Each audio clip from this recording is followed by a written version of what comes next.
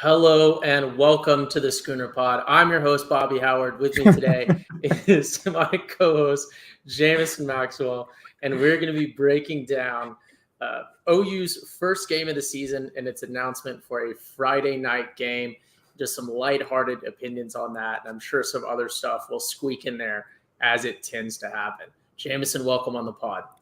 I am excited. Bobby is not here this week. So we're just going to talk, like you said, a little bit lightheartedly about this game. And obviously, we'll talk a lot about the spring game and roster and everything next week with our spring game preview, where we kind of go through all the position groups and kind of see talk about what we want to see. But this Friday game, I feel like, has multiple people and a lot of different people on different sides of the coin if they're excited or not. Are you excited for it? I will say I'm excited. I'm not going to be able to go, but it's one of those things. Jameson, I guess we'll talk about maybe whether or not you're going to be able to go here in a second. But yeah, it's one of those things where it's, the sooner it gets here, the better, sort of thing. And I don't necessarily really mind it. It's a season opener game. I understand it inconveniences some people's travel plans, but for me, I guess I'll be representing the TV show watching audience here. For me, I don't mind it one bit. I'm probably not going to be. I probably am going to be doing something else actually, because that's going to be like 4:00 my time. So that's not sick actually. My opinion's changing. My opinion is changing rapidly on this 4:00 on a Friday game. But it's oh no. No, I don't mind it. I really enjoyed, a couple years back we had that opener against Houston. I don't know if it was the opener against Houston on a Sunday, and that was a really cool experience.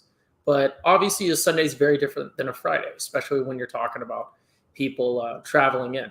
And yeah, like 1982 just said in the comments, thanks for joining us.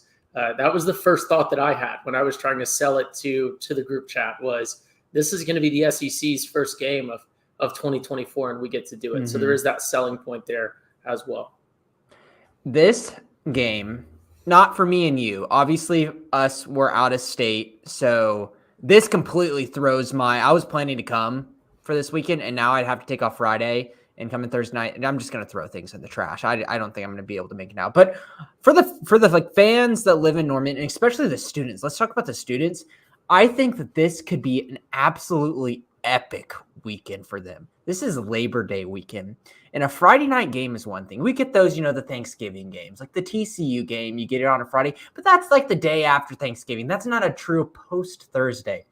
If anyone here went to OU or just a basic college person in general, Friday mornings are tough and rough after Thursday nights out on the campus corner. We get to see the students come out and be extremely hungover Friday morning and just push through for the first game of the season, which could be absolutely legendary with a long weekend to begin with and canceled classes on Friday.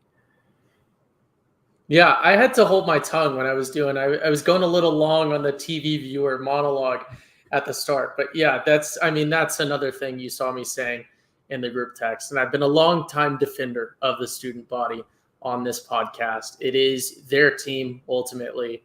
It is their school, their sport. Not that it's not anyone else's, but I do think the students have a special place there, and I can't even imagine. I can't even imagine, especially thinking about like me at that age, and just being your first OU game day experience. Like you said, long weekend already. Yeah. Imagine the freshmen. Classes canceled. The freshmen, yeah. Everyone else, it'll be, a neat little treat. But just that's going to be so many kids' first game day experience, and that's just. I think it's going to be really cool. And I think we need to, we'll touch on, I guess, some of the negatives here in a second, but I can't, that's going to be such a cool experience for so many of those kids. And I think that's really neat. Yeah. I got to figure out when classes start because it's usually, August 19th. So this is going to be around like week 3 of classes. So when it comes down to kind of getting your bearings as a freshman, these people are just starting to learn their lay of the land. Week 3, you're starting to hit your stride of going to campus corner. So this is a big, big weekend for those freshmen. Thursday night. Where do they go nowadays, Ty? Is it Step Brothers now? I don't know. I have no idea. They still got that Barstool bar. That what is it? That they I used to think be so. brothers. At least when Dugout I or moved something? away. I forget what it was called. It was too bright. It's too bright in there. The old Kong's Tavern and Brothers. It's been through multiple things. Yeah, but yeah, I just can't. I don't know. They're probably going to have their bearings about them before 3 weeks. It took me about 3 minutes after I was released from my ROTC duties to have my bearings about me and to be a brother. So I can imagine that kids nowadays are built pretty much the same, plus an iPad. So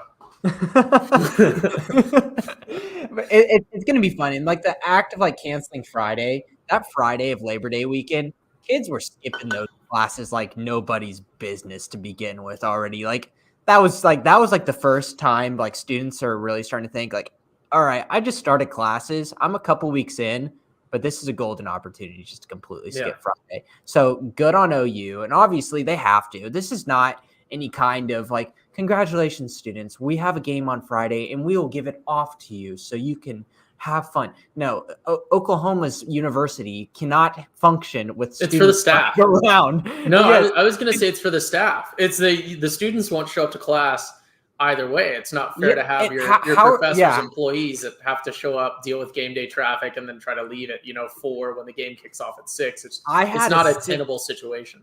I had a 6:30 Friday class at one point during I think it was my junior year. It was my capstone class.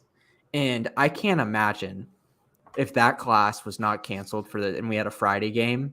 I can't even imagine. It just doesn't make any logistical sense. So this is not like a good deed. And obviously Joe Harris, wouldn't doubt he would do good deeds for the students in terms of this, but the university would not be able to function with all of the traffic that ensues on an OU game day. Mm-hmm. Yeah, and for those wondering, I think we should have touched on this in the intro. This is not a breakdown or predictions of that game. Obviously, we're way too far forward. We just wanted to push out some content since we got a little bit of OU breaking news. I can't tell you a lick about Temple.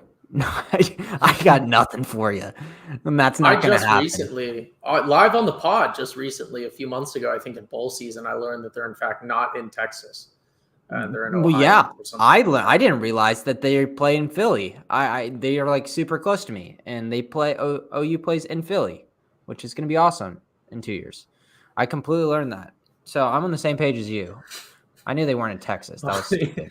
Actually, we've reached the point of the podcast where Bobby is shaking his head as he listens to this. He's so upset, going, "What is happening? What is going off the rails?" There are, in fact, some negatives to this, though. I mean, like we talked about, you're impacted by this yourself. I don't know why that was so hard for me to say. It's been a long day at work, but people traveling in for the game, whether it was people driving from Oklahoma City, from Tulsa, or from Dallas, flying in from other places, or driving from maybe some places that are farther than that. This obviously throws a massive wrench in things. Like you said, if you have plans, it's just because you're able to take off work maybe, or just because you let the students out of class. Your children might still have class, and you don't want to take them out that early on in the year or something like that. So this is obviously an inconvenience, and it's certainly something that I would expect will probably impact attendance, at least down at the game, if the stadium it should be sold out. But I think it will be maybe a little bit light, especially for a season opener, or maybe lighter than it could have been just because of the date. It'll be full, but it might be a late trickle in. It's going to be one of those, and I've seen this a lot from some people in OU media. I'm not naming names, but there are some people who love taking pictures of the stadium. It's like 10 or 20 minutes before kickoff. Oh, looking a little light in the stadium right now. I'm worried maybe it's bad kickoff time. Come on. You're taking picture right 10, 20 minutes before kickoff. Take it in the second quarter. It's going to be full. Like you said, Ty, I didn't even think about that. Like kids in school, you're going to have to take kids out of school. You're going to have to actually take off work. And we're obviously the OU fan base that comes down for the games is not just to the metro area. My God, it's all over the state. OU football is a religion to almost every single city throughout this whole state, no matter even if you are in Stillwater, there's still OU fans that live in Stillwater and come down for these games. So it's going to be a logistical nightmare for bosses, managers, and everyone who works right now, for some people to get down there. And the tough part of it is OU really wanted to avoid an 11 a.m. game in the heat of September, which is completely fair. And they wanted a primetime game where all eyes are going to be on them. And this was just the calculated risk that they had to make. Yeah, I think you're right. I mean, obviously, you always want to prioritize the loyal fans, the people who have been there for forever. But very obviously, the calculation was what's the best TV time slot we can get. And then, like you said, that not having that 11 a.m. kickoff when it's still very, very hot outside is crucial. And that's crucial for the fan experience. I mean, it's a staple of the early season games, especially if you're on the away side, the east side of the stadium, that people are passing out in those early season games. It happens, in the student section, obviously, for maybe a couple different reasons, but dehydration is real, and being out in the sun and being in that environment is real. And that definitely has taken some people out before. So there is some positives when it comes to fan experience as well. Yeah. Does it outweigh the negatives? It was a calculated thing. And like you said, really important to be that SEC season opener, to get that solid time slot, I think was definitely the primary driving factors there. I think it's more of a negative than a positive, but I still think it's cool. I think both can be true. And really what it comes down to is Josie is so sick and tired of 11 a.m. games. He's like, I'm moving to the SEC to get away from the 11 a.m. games. Guess what, buddy? You're still in the 11 a.m. time slot nowadays with all the TV deals. But looking back at our most recent season openers, 2023, 2021, 2018, all 11 a.m. 2022 and 2017 were 2:30. And then 2020 was a night game versus Missouri State. And 2019 was that Sunday game that you talked about, Ty. So essentially, if you're not in a pandemic year, you're not playing on a Sunday or a Friday. You're either playing at 11 a.m. or 2:30 in the big heat. We're not getting a night game for your home opener if you're not playing a big time opponent. Yeah, and that's it. You touched on something very important there with the TV deals and the contracts. It's one of those things where as you get these fewer and fewer conferences that have big sway, and you get larger and larger conferences, although there are ultimately not necessarily a meaningful move in the number of games because you're not adding or increasing teams, but those chances of getting those maybe less preferable time slots do go down, especially for a team like OU. If we find ourselves, in the future, maybe sitting around the 5th or 6th in the nation mark, it's going to be kind of hard to land what maybe we could have landed as a primetime slot in years past by just being maybe the best Big 12 school playing an interesting matchup. Now, the TV networks are looking at what is this school, what is this matchup, but also, are we going to give all of the late time slots to one conference? So there's definitely a lot of things there that are going to factor into it. And, obviously already seeing the results with this Friday game. But again, like we touched on, 2019, we had one on a Sunday. So these things are not necessarily super far out of left field if we have one in pretty recent memory, where we also played on an alternate day. Mm-hmm. And you got to look also, they're getting a night game if you want to be on national TV and all that kind of thing is going to be tough. Week one's got some pretty decent matchups. Just off the top of the head, I know Florida, Miami plays that weekend. I think Georgia, Clemson's also that weekend too. You're going to have some competition, and that's going to be tough. So I just part of it really.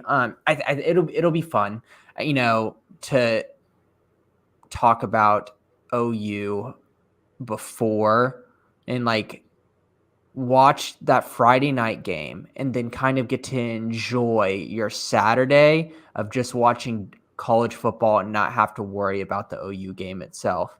Because I know that some people might disagree with me on this, But some Saturdays without OU on it is extremely enjoyable because you get to just completely binge all of college football. And those OU bye weekends or the times where OU plays 11 a.m. and I get to watch all of those night games, I feel like that's where I get my best grasp of like the rest of the college football hemisphere. And week one, having that opportunity where I can have a Saturday where I can just sit down and just get all of like my college football fix in, I feel like it's going to start the year off really well for me. Yeah, that's definitely an interesting factor to consider, and one that everyone will get to experience OU fan wise, regardless of where you are. You get to watch that whole opening season slate, essentially, not opening season, opening weekend slate, essentially, because you've got your game day experience knocked out. Or maybe, you get to do two full. Is Oklahoma State, are they playing a night game as well? Or what time is their kickoff? There's really no kickoff times out yet. Oklahoma State plays South Dakota State. Yeah, but really maybe you get both in, back to back, something like that. So there's definitely some interesting considerations. I will say, like I kind of touched on at the start of the podcast, I'm starting to understand why the Pac-12 kind of collapsed, because it's 4:00 on a Friday. Like, I love OU, but it's going to be rough to even get out of work at that point. And then I don't even know. Pac-12 after dark doesn't have biggest. Yeah, well, and I mean, not even the Pac-12 after dark thing, but just I see why they didn't watch football. It's wildly inconvenient. Like 11:00 games here are insane, or like, because when I'm on the same time as a specific time, you get a 9:00 kickoff. It's just wild. I see why they don't watch College Game Day. That's why Game Day doesn't come out here, because it's like, were you gonna go turn on Game Day? It comes on at like 4 a.m. or something like that. I don't know. I think the times that I've been to College Game Day, going really early in the morning has been super fun. I'm talking about watching it though. What are you gonna wake up? College Game Day is not I gotta wake up at 4 a.m. to watch. No, not anymore. It isn't. Watch them sit at Penn State and mumble and jumble. Yeah, okay. Hype up the world's most competitive 8-4 team that Penn State talk about Kirk Street's dog for about 30 minutes. He's got cute dogs, but that got overplayed for a little bit. They're a little thin for content. But yeah, it's Oklahoma fans should be absolutely blessed that they're in the Central Time Zone, because it sucks to play 11 a.m. games. It really does, but it's so much better than what it could be. It's so much better than what it could be. There's people on the West Coast that there's some teams that were throwing out 10 a.m. games. You remember those? Or it's like, what are they doing? They're playing like 10 and 9:30 in the morning over on the West Coast. So it's just what it's going to be. But I think this Friday night will be fun. But like you said, Ty, there's going to be some people that are going to be really angry, and we don't see it as much right now. People are going to be like, I'll deal with it later. I'll try to get off work. It's not going to work. People are going to be pissed. People are going to be really pissed. I bet you, in terms of ticket sales, if you're trying to go to that one, don't buy your tickets ahead of time. Wait till the end. People are going to get off work and realize they can't make it down to Norman in time, and then like panic sell that last second. Yeah, it will definitely be interesting to see. I kind of hate that we're sort of the guinea pig for a school of our size and the point that we're at in the sport right now to test this out, but. We wanted to do this, Ty. It's not like we were put into this position. Like, we pushed. Well, yeah, we pushed for this because it was this or 11. Yeah, and I really think Josie is just so done with 11. Like, it's just like that is a trigger word for him. I mean, it's understandable. You get the game done, and for a lot of people, it's an exhausting experience. You might stop for dinner in and around Norman or Oklahoma City on your way home if you're traveling from somewhere farther out or whatever. But I feel like, if I'm the city of Norman as well, you probably want the later games. I feel like I don't know, I'm sure there is data on this, but the economic boom to the city when it comes to game times has got to be significant. There's got to be a significant difference between even afternoon and then especially evening kicks. Campus Corner suffers on 11 a.m. games. Absolutely. Like, their businesses, like, that probably go out of business because a couple of games didn't do 11 a.m. That's like, RIP like Meatball House, like places like that, just like, kind of the periphery campus corner shops that if you get hit with a couple of 11 a.m.s more so than a season before, like your projections for numbers are going to go down. Like these businesses make so much money on game days.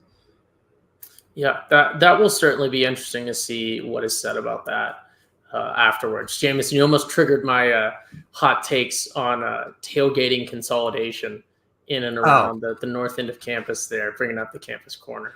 We're getting close. We've got plenty of other off-season stuff. A little teaser coming up for everyone. Start getting in your opinions, your thoughts on this one. We're going to be very hotly debating and ranking all of the buildings on campus soon. That's one that I'm really we are for. So ready for that. That's going to be a very, very intense podcast. I can tell you right now. Bobby might walk out. We all might walk out of that one. That one's going to get probably not the most heated we've ever had because Blake won't be here, but that's going to be a heated one. That's the content that y'all were really expecting on this podcast, right? Us going out and ranking the buildings on Oklahoma's campus, but that's what we're here for. No tier maker today without Bobby. Yes, for those listening and Bobby listening at home, Bobby's pitch for this podcast was, what if we do a tier maker list of how we feel about this Friday kickoff? And I said, Bobby, that doesn't really make sense. And he said, but they love the tier maker. Sponsor us, tier maker. Okay. Give me your tier ranking so this is for a 6 p.m. game for tailgating. What is the tier of you spending all your time on campus corner before the game? Going to the bars, listening to Al and Jim Traber whine outside. Tier? No, I'm saying, is it an S, an A, a B, a C, or a D in terms of tailgating for a 6 p.m. game of only spending your time at campus corner? I'm going to argue that going to campus corner, going to a bar scene is not tailgating. I'm saying before the game, pre-gaming, whatever you want to call it. That's okay. I don't want to answer that. What do you mean you don't want to answer? Because I want to support the businesses and be supportive of campus corner. Then just freaking say it. So I will abstain from voting. What is your tier, Jameson? It's like a C for me, to be honest. Like, I think it's fun to do in conjunction with a tailgate or a house party if you have that. But obviously, if you don't have either of those, it's kind of what you got to do.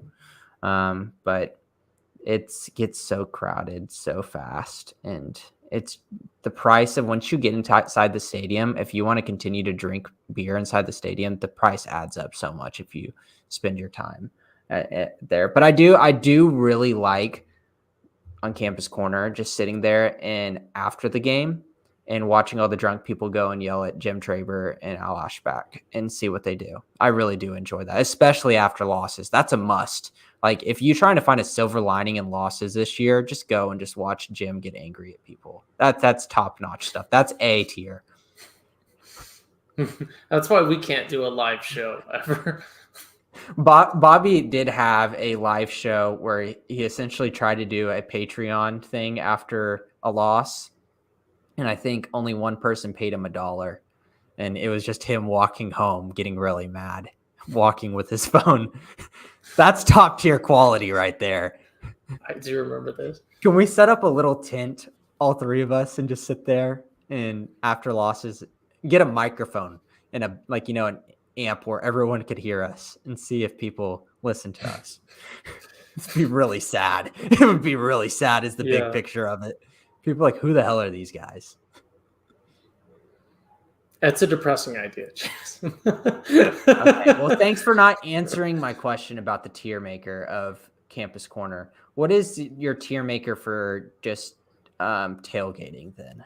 Just only tailgating. You go to one tailgating, like Bobby's tailgate. I like how we're 25 minutes into this, and you're like, you know what? Screw it. We're doing a full tier maker pod. We're not even going to pull up the graphics. It's just going to be off the dome. Which I guess for those who listen in podcast form, it's the same thing. It's exactly the same. I don't know what would be S. What would be S tier for me? Would probably be. I like to move. I got to be moving. We're gonna finish this podcast. I'm gonna go run for like an hour. I gotta be moving always. A little bit of everything. My ideal would be, this sounds crazy, right? I understand this sounds crazy. My ideal would be to park at, I don't actually know what it's called. Park or be dropped off via Uber, kind of depending on experience. At like this, there's like a little lot at like a student organization center just sort of north of the art museum in Catlett. And I like to drop there and then just immediately walk down to South Creek through the neighborhoods. Near the library? Is that what you're talking about? No. Like the restaurant. The music center and the art museum are nowhere near the library, James. So the restaurant library, right? Oh, yes. Sort of. A little bit closer to Campus Corner, but yes, in between that and Campus Corner, sort of by the president's house. And then just immediately walk to South Creek. Just through that neighborhood. I enjoy that, right? Get your mind right pregame. It's like coming through the tunnel. And you just carry some beers with you. No, that's just walk. Okay. Get your mind right. That's pregame. That's like warm-ups. That's your walkthrough, so to speak. And then you arrive, again, depending, maybe you go straight through tailgates or whatever. This is my personal thing. You would then arrive at your alumni house and meet and greet, all the people who are maybe older than you, the new kids nowadays. Check out everything. Check out the study room named in your honor for your academic prowess and dedication to your studies. And then from there, spend a little bit of time, and that's where you're gathering. That's where you start gathering a crew, right? We're talking about walk solo. You're building the plan. Now you're putting a crew together, like it's Fast and Furious. And then from there, you're gonna make another foot movement through campus, deliberately like long movement through campus, possibly up through the South Oval, and you're gonna basically act as a tour guide to all of these people who also went to OU. Preferably, someone will have like a significant other or something that's not from OU, and you could just be their like tour guide. And then you loop around the bottom end of the stadium, and you find yourself kind of by the rental tailgates. And that's where you stop by and you go into networking mode because there's a bunch of businesses there. And then I'm going really long, so we'll start to speed this up. No, this is what I want. Spend 20, 30 minutes there. And then you roll up to, I don't know if he's doing it next year, but advertisement for Bobby's Tailgate, kind of up by the Heisman Park. And that's where we're sort of camp for just a bit. And you get some food, say hi to everyone there. That's where you're then going to drop off the crew that you collected at South Creek, and you're going to make a little sortie up to Campus Corner. Maybe see someone for something. You're going to be, communicating with everyone there. You're going to be seeing who's there. You got to make some rounds. End at Campus Corner. No. We're moving. Okay. We're moving. Okay. So you go to Campus Corner. You're using Campus Corner also as an excuse to do kind of a longer loop down through North Creek and like the spoon holder and stuff. This is like people don't even know you do this. You move around so much. And then you go back to Bobby's Tailgate. And you've been gone for like 30, 45 minutes. No one knows. They think you've been in line at the porta potties. You've had a whole different adventure in that time span. And then from there, you start to gather up a crew, see where everyone's sitting. And then you pick your gate that you're going to go to. And then you go there, and then you get into the game sort of right before kickoff. I like to be in there early when the journalists are taking the pictures and, watch the pregame. We listen to the "Are you ready?" Whole squad ready. Is you ready? We do all that stuff. And then we have Crazy Train. We do listen to some Crazy Train. Maybe not my first choice. And then, we watch the video. We'll see how the video is this year. The video is a big thing for me. If the pregame video is not good, the whole season just feels off. And then from there, admittedly, I hate to say it, but we're probably making a second quarter exit and then going on to get food somewhere.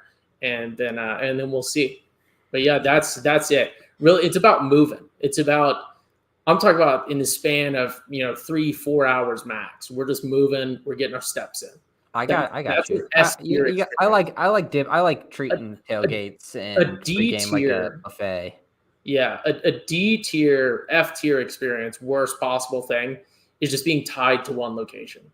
So or that's like a big thing pre-gaming for in Campus Oklahoma Corner. City and going down. That's the worst. I think that is stupid. Depends on your transit, you know. You're gonna have to just pee the whole time down. You're gonna get stuck in traffic. Stupid. That's the worst. But agreed. I'm excited. We have a podcast in the past where we legitimately talked about our optimal times of like how you correctly spend your hours before an OU game. We essentially just talked about it again, but that's what off-season content is for you. Other than that, Ty, big picture, yay or nay for this Friday night game? Like in general, because you have to consider. Yes, you got to give me a yes or no. Because like for me personally, now that I know it's at 4:00, and then I'm probably gonna miss the whole first quarter, and then I'm not gonna be able to eat. You know, so I'm gonna have to go eat somewhere, and the game's probably not gonna be on because everyone's deliver it. What are you from doing? the Midwest here? Why you got to go somewhere to eat? I can't eat at my desk at work. There's no dinner there, Jameson. Well, you said you have to eat after. What you eat dinner at 4:00? No, I leave work after 4:00. Okay, gotcha. That's so fine. I eat dinner. Sure. That's what we do. DC insider Jameson doesn't know that normal Americans eat dinner. But I don't know. It's overall, I think I'll be the pessimist. I'll say nay. I think it's fun. Bad for me, but I think it's fun and different. I like different. I think it'll be cool. I don't think so. I think we're a big enough brand. We should have put our foot down. Once again. Whatever. It's going to be fun watching it on a Friday night if you're not going to the game to get your OU fix in and not have to wait till Saturday and get through all the anticipation. You feel like that you are, essentially putting a finger through the icing of the birthday cake here. And I'm all for it. I don't know what in the world that means. A finger through the ice to get a birthday cake? Finger to the icing? Did I say ice cream? I thought you just said ice. Ice or maybe eyes. What I'm trying to say is before the birthday cake is usually served at Saturday, you're getting an extra little taste on Friday night. You're putting your finger through it while it's waiting in the fridge. I don't know. Screw it. I would say you put your finger into, like you put your finger through. It doesn't through is matter. really my sticking point here. Whatever. I will say we do need to wrap this up because I just this past weekend watched the Swamp Kings documentary, and I was not ready for that. You're gonna know the joke. You're gonna know the joke I'm gonna say, but this wasn't a joke. I took all the wrong lessons from that, and I will be making enough money to be a donor. And Venables better hope that if he's still there when I have that amount of money, he better really change his system or find somewhere else to coach, because we're gonna adopt the urban system real quick, and it's gonna win national championships. So, he didn't succeed in the NFL. Yeah, because it's a staged. It's like the WWE. Like, Conor McGregor Khabib doesn't have a great record in the WWE. Like, it's not real. Urban won the national. He played 6 seasons in college, won the national championship 3 times. Mm-hmm. Oh no, he made people upset. Yeah, that was a wild documentary. Enjoyed that one. And they left so much out. It was same with the Johnny Manziel one. Before we go on for another hour, they left so much stuff out. It's just crazy. Yeah. The Florida one, they just left literal insane stuff. Obviously there's other documentaries, but it was almost like a commercial for what the real documentary should have been. Yeah, I get that. That's fair, but I still enjoyed it. But other than that, quick little pod for us this Wednesday night without Bobby. Next week, we'll have a pretty big pod. So if you're ready to try to get your fix in for OU spring game and getting prepared, we'll break down the roster at each position group. And we'll talk about the guys that we're really looking forward to seeing something from them this spring. And I'm not just going to only say the new guys, because everyone's going to get excited for the new guys. But I think there's going to also be established players that really want to go out and make a big time, hey, I'm here and I can be a guy for y'all coming into this season. So we'll break that down for y'all next week. Sign us out, Ty. Yep. Unfortunately, we will not be tuning in this Saturday. I did pitch an idea for a pre-tax day pod where we talked about the biggest frauds in OU history, like Spencer Rattler. But Buki. Unfortunately, we will not be doing that. Buki was known. That wasn't like a fraud, though. That was like he was just Bobby picked him as newcomer of the year in the Big 12 and all freshmen. I think is an All-American freshman team is what he picked. He's not. I suppose he's a fraud. Bobby's not here, so I'm not going to waste my time. Dude came out with a freaking sledgehammer out of there, and then immediately got 2 unsportsmanlike conducts. Like I like that though. That was good. It's when you're just getting burned. You can't just be getting smoked every play. He was getting smoked every play. Yeah, no, that's what I'm saying. He gets smoked. But if you frame it like, oh, he just went out and immediately got 2 unsportsmanlikes. That's legit. That's awesome. Shout out to Raymond Felton, NBA deep reference for those who know. My man Felt, the greatest player who ever played on the Thunder, playing time like 2 minutes for the entire season with like 30 ejections. Love that guy. That's not even close. He was like whatever. He was like Anyways, that is all for the Schooner Pod. Thank you so much for joining. If you haven't noticed, I have not been Bobby Howard. You probably did notice since I didn't have myself on mute randomly throughout the pod. But thank you so much for tuning in with us tonight, or whenever you are listening to this on whatever platform you choose to listen to us. Please, we really appreciate your likes, your reviews, and the live comments on YouTube. Thank you so much for tuning in, and good night.